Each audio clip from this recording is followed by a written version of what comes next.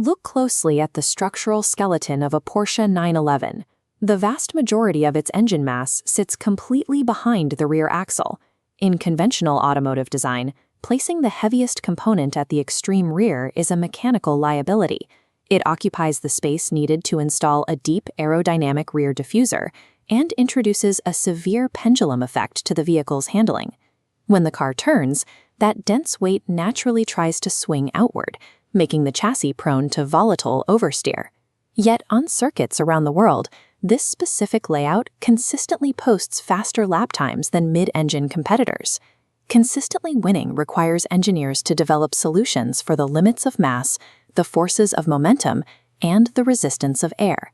This balance scale demonstrates the power-to-weight ratio. To accelerate quickly, you either increase kilowatts or decrease kilograms. Morphing to a chart, notice the drop in steel over time. The 2004 Type 997 had an all-steel body. By the 992, steel is under 30%. That reduction comes from multi-material engineering. Stamping the exterior side panels entirely from aluminum strips away 12 kilograms. The chassis also utilizes high-pressure die-cast aluminum parts, which merge structural ribs and bolting points into single, solid components. By stripping out that weight, the powertrain avoids wasting energy pulling excess bulk. Every ounce of torque translates directly into forward movement. Generating that torque is a horizontally opposed flat-6 engine. Laying the cylinders flat drops the car's center of gravity flush with the pavement. The opposing pistons naturally balance out firing forces, allowing the engine to safely spin up to 9,000 RPM. That rear-mounted weight bias is weaponized during acceleration. As the vehicle's weight shifts backward, the engine drives the rear tires into the tarmac to maximize traction. Getting power to the wheels efficiently relies on the Porsche Doppelkupplung, or PDK transmission. This dual-clutch system endured a 30-year development cycle, starting in the 956 and 962 race cars, refined through the extreme demands of endurance racing. The internal logic of the PDK relies on two concentric gear shafts.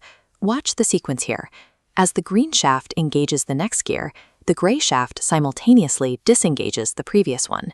This overlapping action allows the transmission to swap gears in milliseconds with no interruption in power delivery.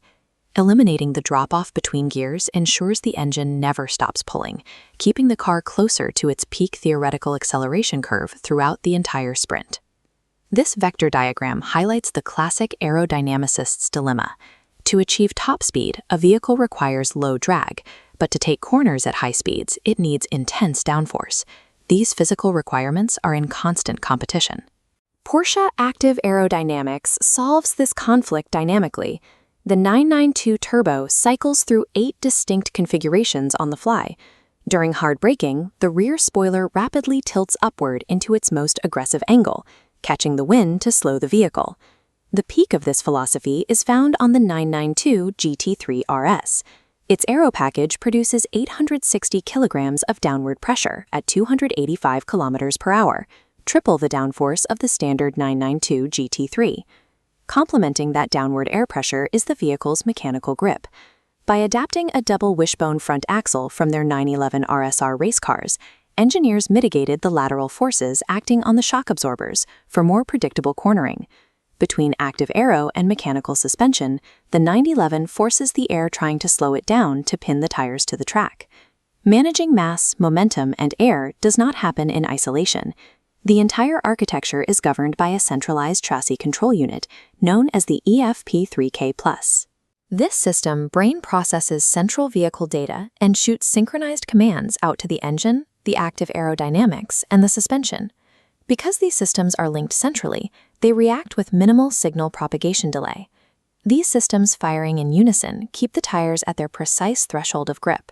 This performance is the result of thousands of small-scale adjustments occurring every second. The 911 is an exercise in iterative engineering. Over decades, Porsche addressed the inherent traits of the rear engine layout, refining it into a chassis that exploits the very laws of physics that once threatened its stability.